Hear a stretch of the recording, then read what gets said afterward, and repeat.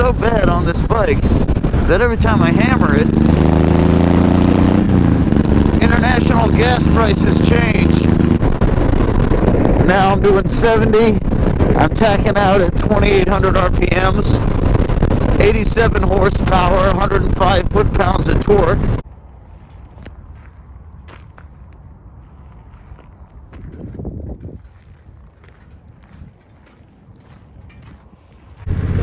So the Triumph Thunderbird 1600. I have put thousands of miles on this bike because I love it so very much. So as I understand it, from what I read, they stopped making the Triumph Thunderbird really because it didn't follow the emission standards of Europe anymore. So now I'm doing 70. I'm tacking out at 2,800 RPMs, 87 horsepower, 105 foot-pounds of torque. You get about 40-ish miles per gallon. The VTX 1800 and the Triumph Thunderbird 1600 are alike in one regard. There is a direct correlation between your miles per gallon and your restraints.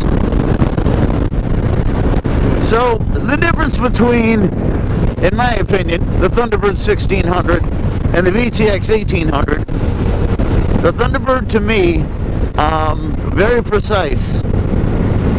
Once you start diving into the corner and you fight that 200mm rear tire, it holds that corner. It holds itself really well. Even on a bouncy corner, the bike holds itself really well. You don't feel the front end bouncing up. You don't lose traction even on a bumpy kind of corner. The Thunderbird 1600, it just feels like a more modern machine. You got two twin pistons on the front with the Brembo brakes. ABS system is fantastic. Man, I've had this bike out in a lot of places where I probably shouldn't have. If you see my Rocky Falls video, I was going pretty far out there. There was a lot of snow and ice, and to be honest, I probably shouldn't have been out on a motorcycle. And it was remarkably well poised. The 0 to 60 in this bike is about 4.5 seconds. It's about 1 second shy of the VTX 1800, which can do it in about 3.6 I was getting. Alright, so 5.8 gallon tank. You got about a 200 mile fuel range because it's a parallel twin. The tank, this is all really wide. It doesn't run long, it runs wide. So when you're sitting on it, your knees are up, super wide. You almost feel like you're in the birthing position. So here we got some twisties. And this thing, the gearbox, the throttle's really precise, the engine braking's precise. It's easy to rev match. It's got a wide power band, in my opinion, wide enough to where it's a little forgiving if you get the gear wrong. The engine just rumbles.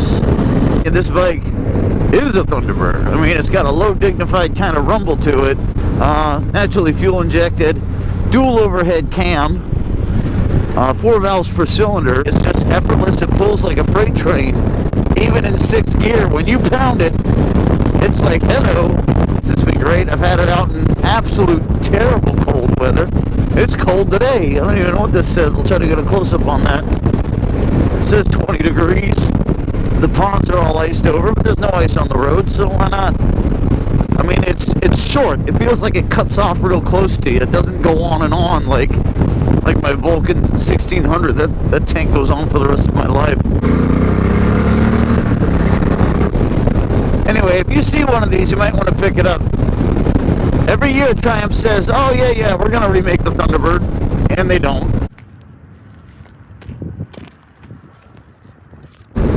The cruiser market, to me, is still viable. I think a lot of people still love a traditional cruiser.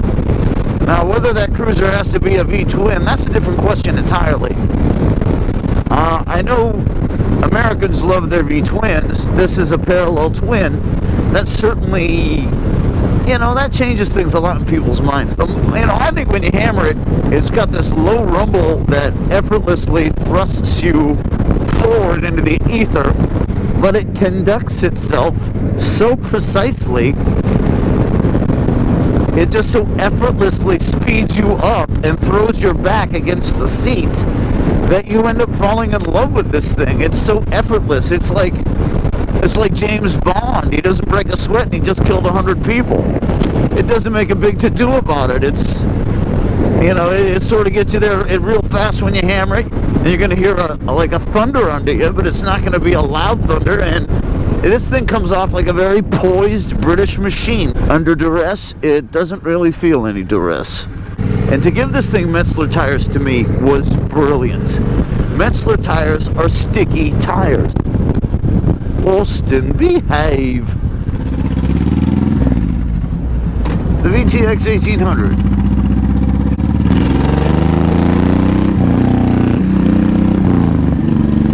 Yeah.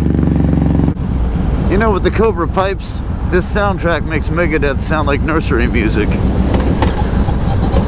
One can become very addicted to hammering this bike. Watch. Me doing that right there, OPEC just had a meeting. Actually, the CEO of Exxon did call me yesterday. He just basically said, just knock it off. Wait till supply comes back up. The engine braking is good. The soundtrack is good. The reliability is good. I cannot for the life of me figure out why Honda stopped making this bike.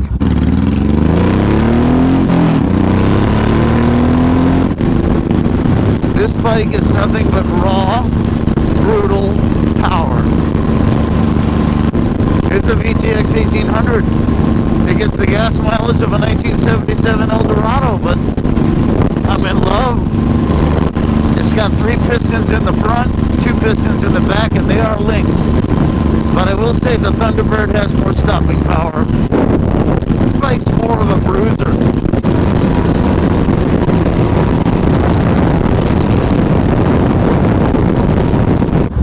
About 100 horses. 0 to 60 is about 3.6 seconds.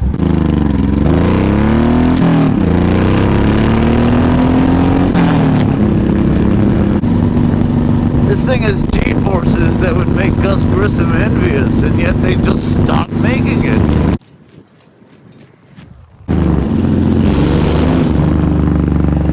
I just had to.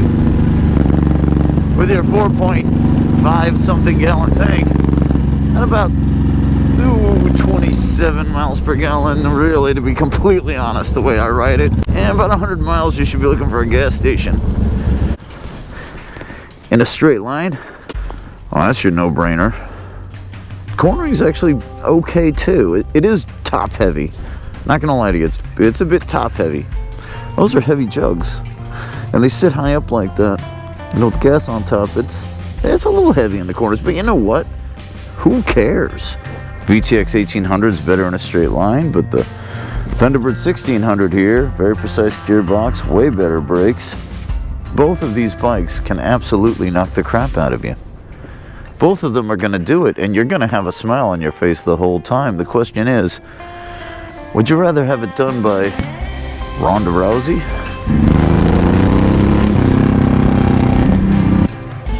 or Elizabeth Hurley from Austin Powers? They're both going to kick your ass, and they're both going to do it while you've got a complete smile on your face. I guess that's the best way I could possibly put that. TG MotoRider, signing off. There's something that draws me to the 1800. I don't know what it is. The gearbox is not as precise as the Thunderbird. The braking is not nearly as precise as the Thunderbird. The way it bounces around sometimes in the corners, not nearly as precise or poised as the Thunderbird, but in a straight line, when you just hammer this thing, you just turn into the Joker. I don't know what comes over you. Price per horsepower. You cannot beat this beast. You know, over thousands and thousands of miles, the Thunderbird has just been rock solid in dependability. Style, the performance is amazing. It's been a rock for me. It's my old British friend. I just love my Thunderbird. Thank God I don't have to choose.